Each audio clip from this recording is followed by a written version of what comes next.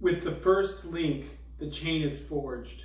The first speech censored, the first thought forbidden, the first freedom denied, it chains us all. Those verses were from Star Trek: The Next Generation by Gene Roddenberry. And I picked them specifically because I know that Star Trek has never been considered a right-wing story. It has always been a creature of the left. It's always been a creature of the humanist, secular American left. And I wanted to remind us of what we used to share, the fundamental values we used to all agree on. We used to all agree with Captain Picard here that no speech, no matter how vile, should be censored. No thought is illegal or forbidden. We believed that as it was written in the First Amendment of the United States, that the government could not infringe on your freedom of speech in any way at all. And more importantly than the government not being able to infringe on your freedom of speech, it's more than that. It's a principle of public discourse and discussion. And that's how we solve our issues.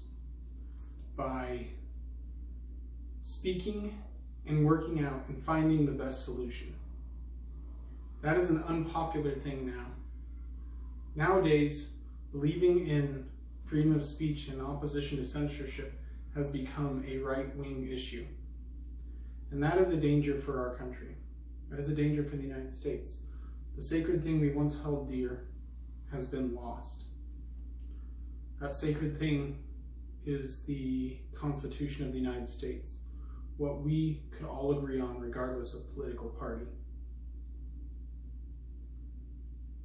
I'm old enough to remember when I was being taught by admittedly left-wing teachers about the communist witch hunts and how horrible a thing they believed McCarthyism was, because everyone, regardless of whatever their political belief, deserved to be heard. Do you still believe that's true? If you're somebody that believes in hate speech laws, or believes that people should be deplatformed from our public forums on YouTube or Facebook because their beliefs are politically incorrect, when did you change? Because I bet at one time you agreed with our founding fathers, Jean-Luc Picard and Gene Roddenberry here, that public discourse is the only way that we'll ever reach and maintain truth. You have an obligation to speak the truth. And that is why you have the right to freedom of speech. Because if you cannot speak the truth to your best knowledge, then